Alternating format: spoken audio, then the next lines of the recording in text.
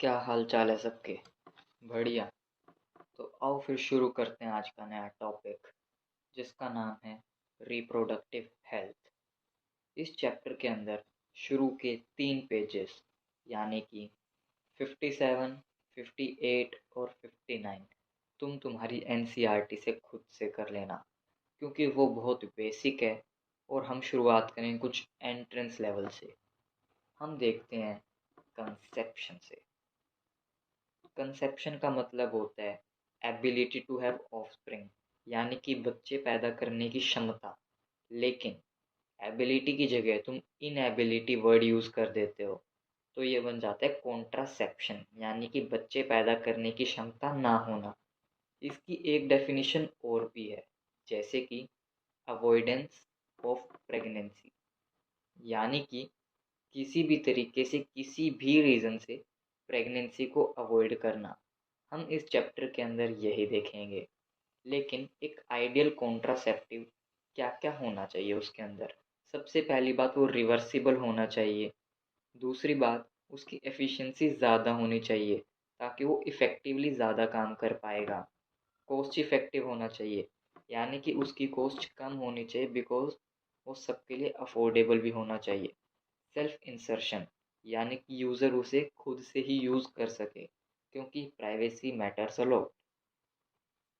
और लास्ट में है कि उसके कोई भी साइड इफ़ेक्ट ना हो, अगर हो भी तो बिल्कुल कम से कम हो।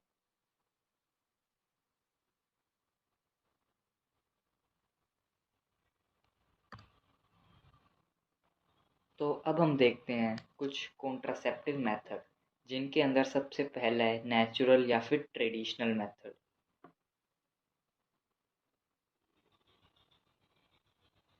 नेचुरल या फिर ट्रेडिशनल मेथड के अंदर ओवम और स्पर्म की इंटरेक्शन को रोका जाता है without any help of barrier या कुछ और।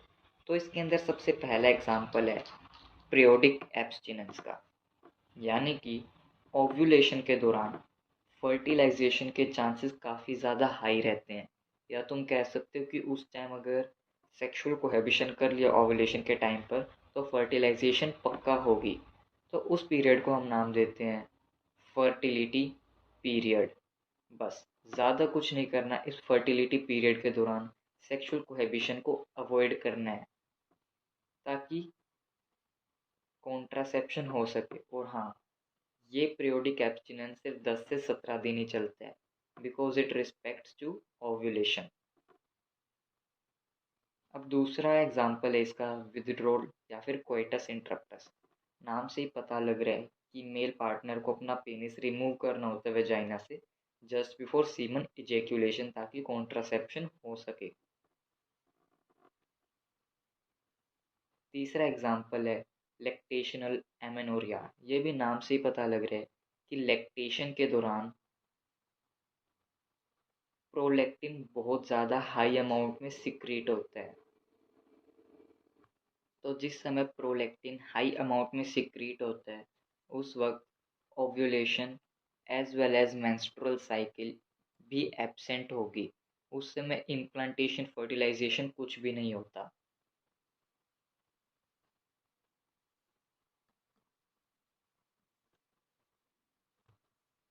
तो ओव्यूलेशन इम्प्लांटेशन मेंस्ट्रुअल साइकिल होगी ही नहीं, तो उस समय सेक्सुअल कोहेबिशन करना सबसे सेफेस्ट माना जाता है। लेकिन ये सिर्फ 6 महीने के लिए ही एप्लीकेबल होता है। ऐसा इसलिए क्योंकि लैक्टेशनल एमेनोरिया लैक्टेशन के रिस्पेक्ट में होता है।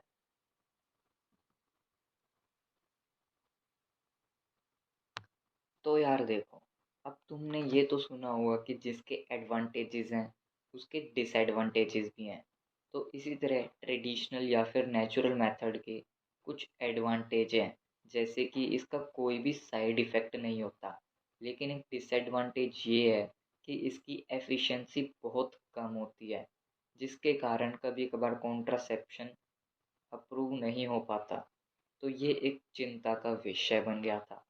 तो इस चिंता को दूर करने के लिए फिजिकल बैरियर मेथड का इंट्रोडक्शन करवाया गया।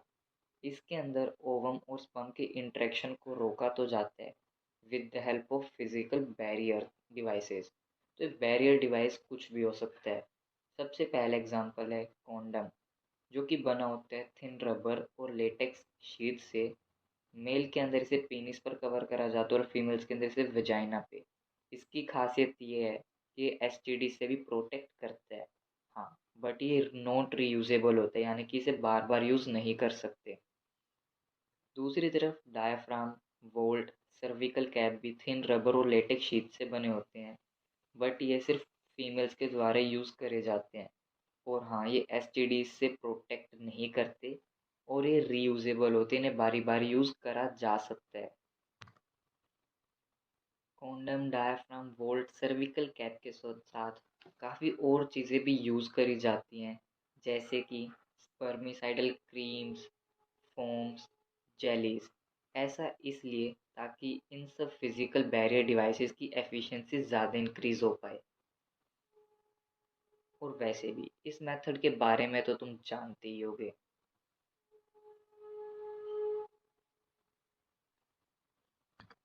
अब तीसरा कॉन्ट्रासेप्टिव मेथड है इंट्रा यूटराइन डिवाइसेस।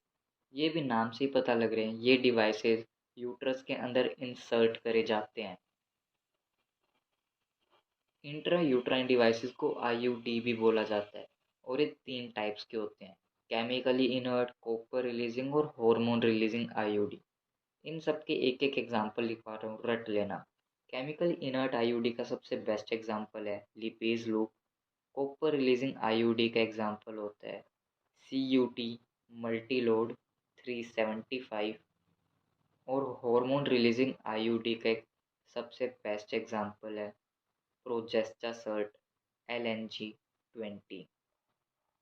ये तुम्हारी NCERT में भी गिवन है, तो इन्हें ज़रूर से याद कर लेना। कॉपर रिलीजिंग आईयूडी स्पर्म की मोटिलिटी को भी सप्रेस कर देता है, यानी कि स्पर्म मोटिलिटी को भी कम कर देता है। जबकि hormone releasing IUD sperm entry को ही इम्पेयर कर देता है और यूट्रस को एक हॉस्टाइल एनवायरनमेंट प्रोवाइड करवाता है ताकि इम्प्लांटेशन ना हो सके।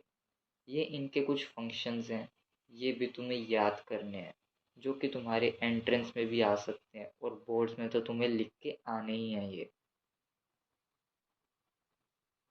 तो इंट्रा यूट्राइन डिवाइसेस के बारे में और बातें जान लो। ये रिवर्सिबल होते हैं और कॉस्ट इफ़ेक्टिव भी हैं और इनकी एफिशिएंसी भी हाई होती है, लेकिन डिसएडवांटेजेस भी तो हैं। जैसे कि इनको यूज़ करने के बाद प्राइवेसी के साथ कॉम्प्रोमाइज़ हो जाता है, breakthrough bleeding, irregular menstrual bleeding. लेकिन कुछ भी कहो यार, ये वाइडली एक्सेप्टेड है, तो इन्हें ही सबसे ज़्यादा यूज़ करा जाता है। आज की इस वीडियो में बस इतना ही। मैं मिलता हूँ तुमसे अगली वीडियो के अंदर, तब तक के लिए टाटा बाय।